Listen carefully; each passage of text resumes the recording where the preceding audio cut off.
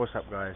As you can probably tell by the title, I'm very excited to announce that I am now boosted in this beautiful boosted MX-5 now. So I just thought I'd show you guys around this.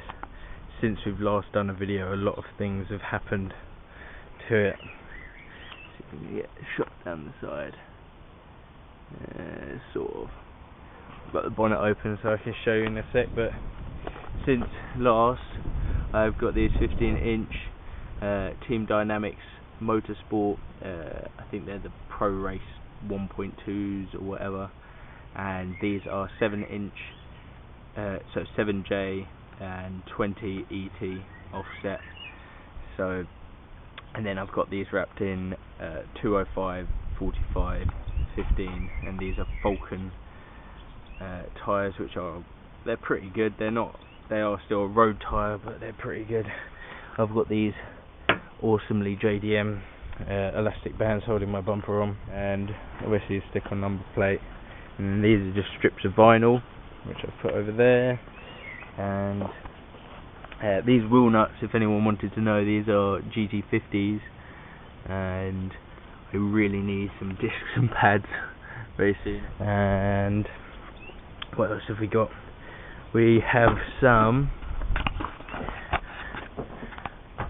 Sparco Sprint 5 bucket seats in the passenger and the driver's side, and then those are hold on with these solid JFab mounts rails, so they're just solidly mounted in there onto the sides of the seats. I've got rid of the center console, and there's no carpet there, nothing. I've also taken out the stereo, and we've got the window switches up there.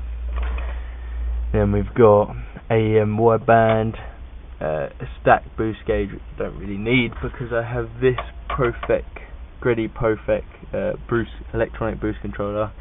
We've got the Sparco Sprint wheel, obviously. That's not quick release anymore. It used to be quick release, but I took it off because it was a cheap eBay hub. And don't buy those cheap eBay hubs for those, they get very rickety, and it felt like it was going to fall off. And these harnesses are Schroth 6-point harnesses, very nice harnesses. They are out of date, but I got them from work, so it didn't cost me anything, luckily. Attach this Ultra Racing harness bar across the back there, and as you guys probably know by the video, you got those hard mounts on the hard top. And then I've also taken the speakers out the door cards, but I put the door cards back on because it looks pretty bad without door cards. But yeah, it's all race spec now in here. it's all stripped out and ready to go. And then we have painted those, and then this is where the magic happens in here, guys. Let me get this off. In there you have a Mega Squirt plug and play, which is the Mega Squirt 3 in there,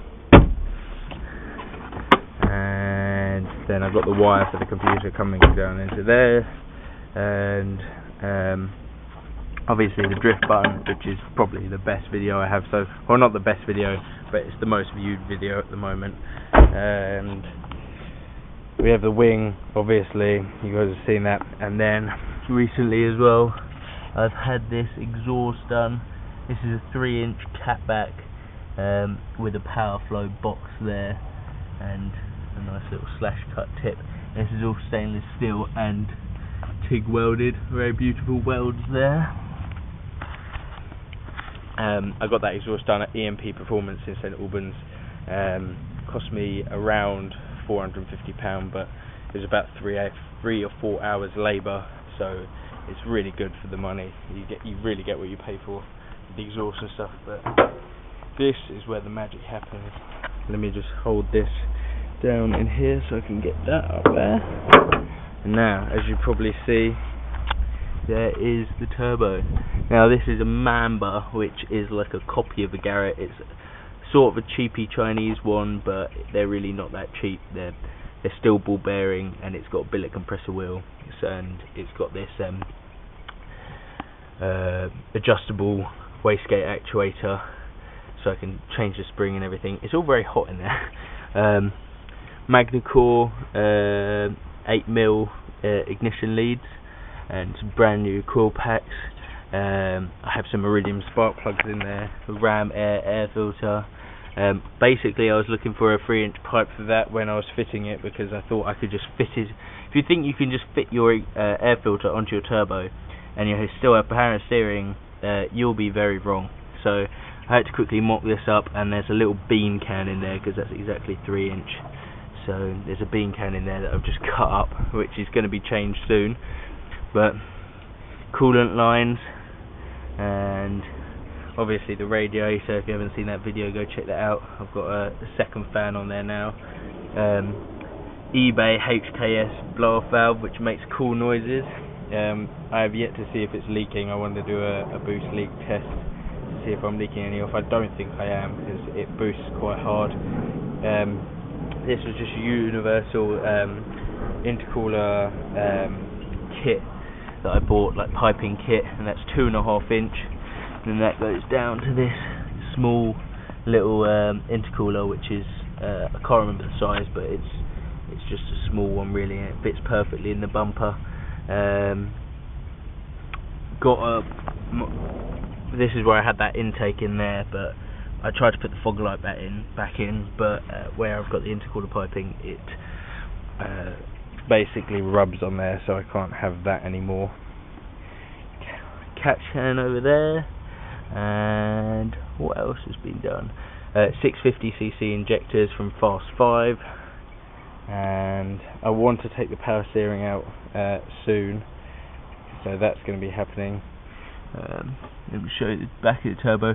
For the manifold and downpipe, I have gone with a guy named Starobo. If you don't know who he is very big in the kind of UK MX-5 scene, well, any MX-5 scene I think, for making custom manifold and downpipe.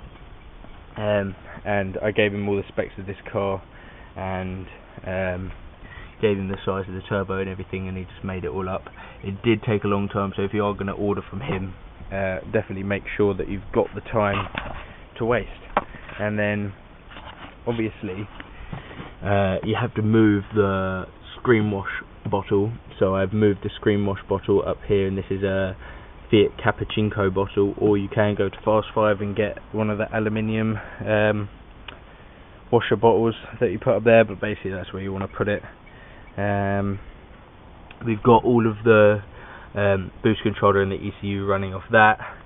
We have the boost controller solenoid down there, and we have the vacuum line for this running up into this vacuum line, which is where the carbon canister used to be. And yeah, that's pretty much it, I think, guys. We've got done quite a lot to it. I've stripped it out a lot more, as you probably saw.